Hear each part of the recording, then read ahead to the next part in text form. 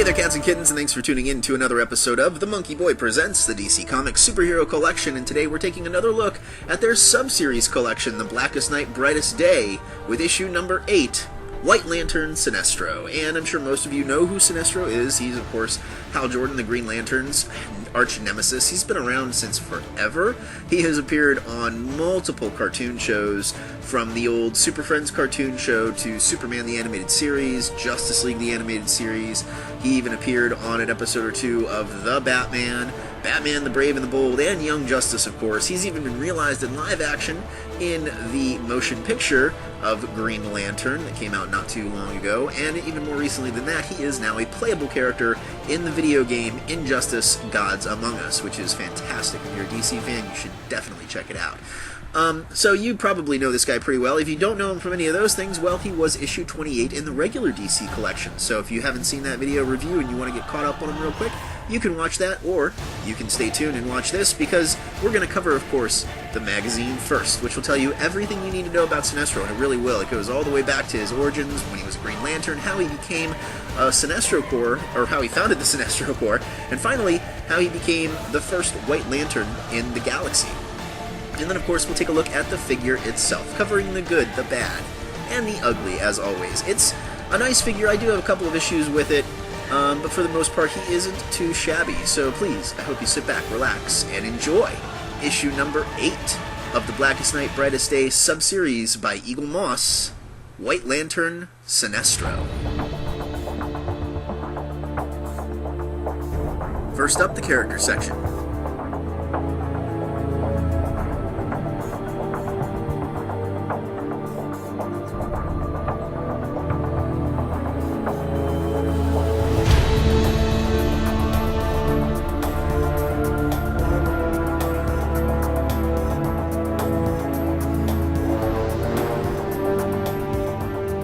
We learn that Thal Sinestro was once a simple archaeologist on his home planet of Korrigar, when, one day, while working on an excavation by himself, a Green Lantern crash-landed in front of him. The Lantern, whose name was Golgotha, was severely injured after coming into contact with alien beings known as Cordians, assassins hell-bent on destroying the Green Lanterns.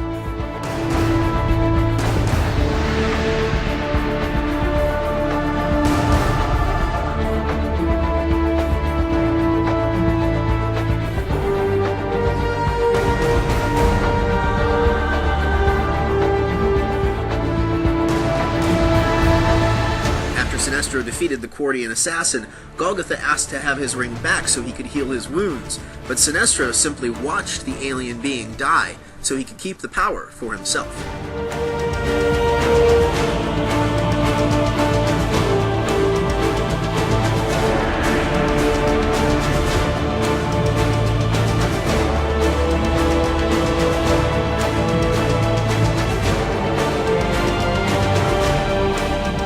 Years later, and Sinestro, the greatest Green Lantern, is assigned to new recruit Hal Jordan from Earth. One of their first assignments together was to track down the alien being known as Atrocitus and return him to his prison on the planet Ismalt.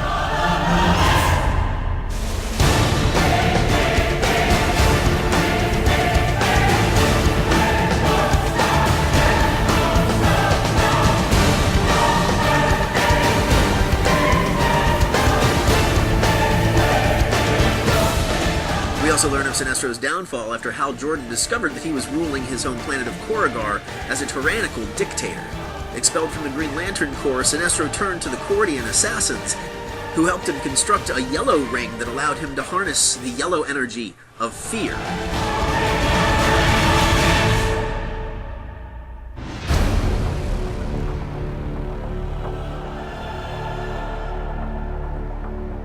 Sinestro was eventually released by the Guardians and given back his Green Lantern powers after Hal Jordan had become the evil being known as Parallax. Knowing he was severely outmatched by Hal Jordan, Sinestro faked his own death and retreated to the planet Quard, where he again enlisted the aid of the Cordians to build yellow lanterns and multiple rings to create his own corps that used the yellow light of fear to wage war across the universe.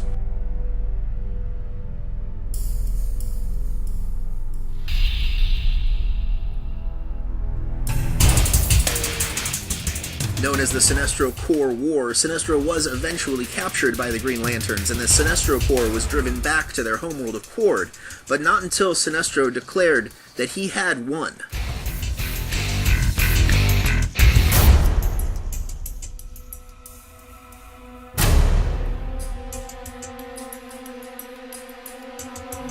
As Blackest Night descended upon the DCU, Sinestro joined Hal Jordan and other Lanterns from the color spectrum in an attempt to fight back against the evil undead Black Lantern Corps.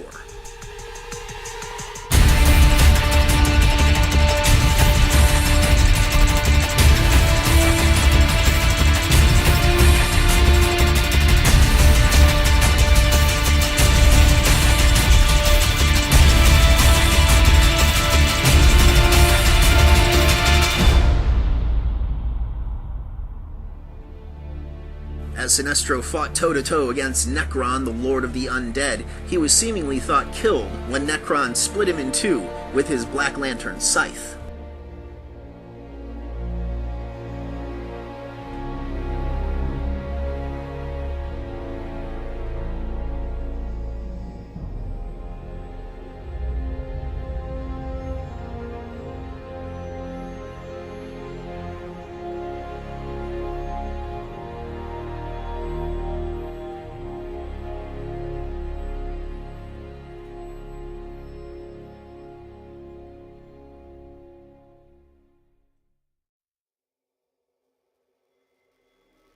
Next, we look at a few more classic stories from the Blackest Night event. First up, Green Arrow featuring Green Lantern, Blackest Night.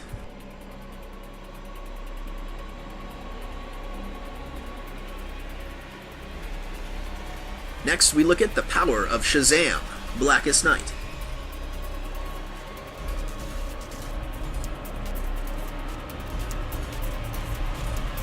Two of my favorite characters in the DCU, the Atom and Hawkman, Blackest Night.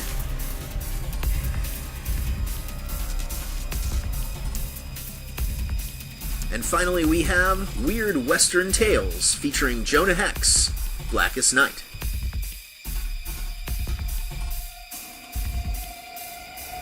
The iconography section is a nice big 2-page fold-out poster featuring the White Lantern Corps, with, of course, their logo blazing in the background. It mentions that their homeworld is actually the planet Earth, that the color of white on the emotional spectrum is for life, and that White Lanterns are granted immortality, invulnerability, and the ability to bring the dead back to life, while imbued with the white light of life.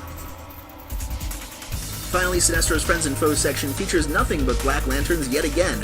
All heroes turned Black Lanterns, including Harbinger, Superboy, and Johnny Quick.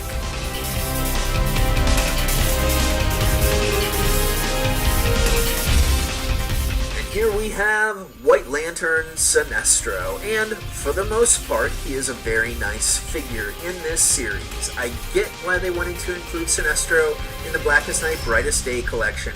It's cool to have him, especially if you weren't collecting the regular Eaglemoss series where he was featured in his Sinestro Corps or Yellow Lantern Corps fatigues. So it's neat to have him in this, kind of like it was neat to have Hal Jordan as Parallax if you missed Hal Jordan as Green Lantern in the regular Eaglemoss. For the most part, as I said, he's really nice. Great paint scheme, nice shadowing and shading, great sculpt, nice musculature. I love the paint on him. It's really clean. Love the silver and the bodysuit, great metallic flecking to it, and the white is a really nice pearlescent white, and all of it is broken up by a nice black line that, borders between the silver and the pearlescent white, all the way down to his boots. And like the Blue Lantern St. Walker and John Stewart, a Green Lantern from the regular collection before him, he is floating, he's flying. But he also has this really great splash of that White Lantern energy. It's really cool.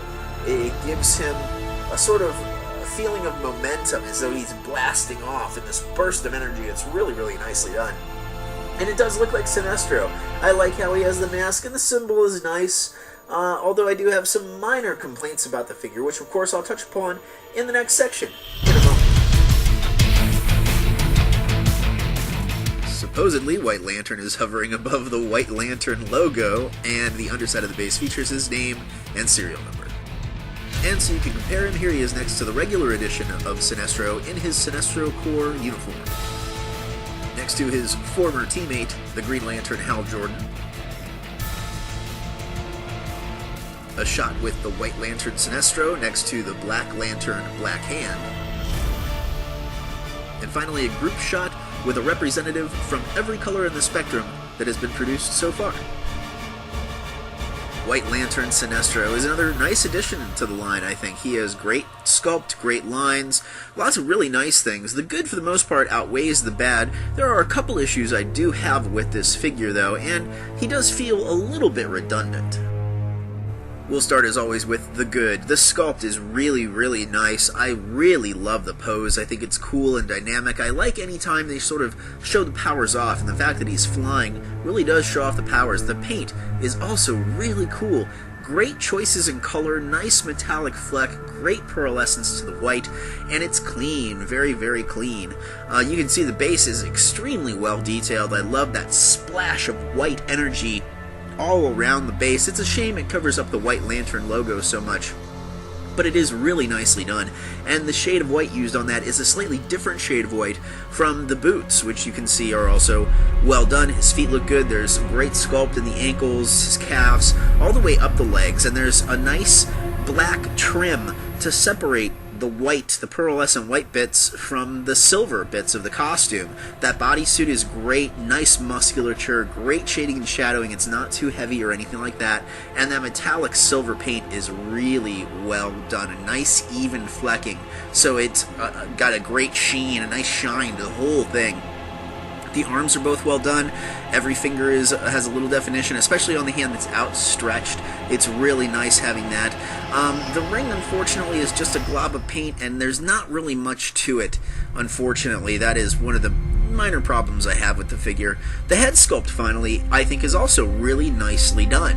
I like how it's sort of oversized, as Sinestro's head is. The hairline is nice. I like how it sort of fades into a darker hairline. It's lighter and then it fades up. The ears are nicely done. The mouth with that sneer and his mustache, it's all there. And I really like the mask too. I think it's cool having Sinestro in a mask again.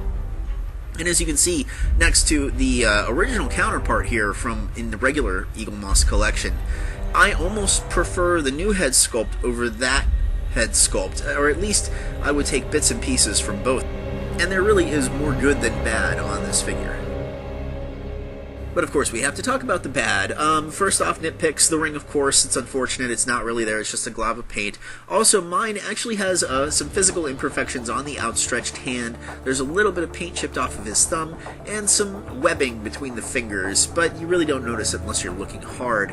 Finally, the fact that the symbol on his chest is a decal. It's unfortunate, but again, I understand why they did it. It's a hard symbol to do. But when you look at Blue Devil and how they stenciled his so nicely, it sort of makes you wonder why they couldn't do that with this. But again, it's a nitpick. Finally, the Ugly. He's actually a very solid figure. The only thing I would recommend is checking that outstretched hand if you can before you buy, just to make sure it's not mangled or there's not a whole lot of webbing between the figures. But otherwise, he's pretty nice. Overall, I like this figure a lot. I really do like him. He's borderlining on it being a great figure. It's just, he feels redundant to me. That's something I meant to mention in the bad section. He is redundant as far as I'm concerned. Sort of like Hal Jordan as Parallax before him. We already had Hal. We already had Sinestro.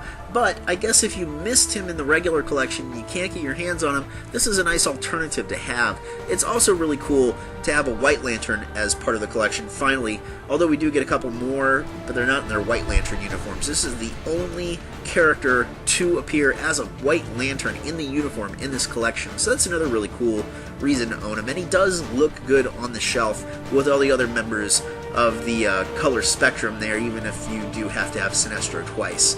He's very nice for the most part. It's sort of up to you, though, whether or not you want to get him. I would recommend getting him because he's very cool. I love Sinestro in all his forms. But again, if you already have him in his Sinestro Corps uniform, I could see why you would pass this over and save your money for other figures in this series or the regular Eaglemoss series. And with that, I hope you have enjoyed my review of the White Lantern version of Sinestro. Please stay tuned for a quick teaser trailer of the next figure in the series, diving back into the regular edition with another hero another member of one of my favorite teams who I feel have unfortunately so far been underrepresented in this collection, so maybe we can fix that with the next one. Please stay tuned for that teaser. As always, I am your host, the Monkey Boy, aka Jay to his friends. Thanks for watching.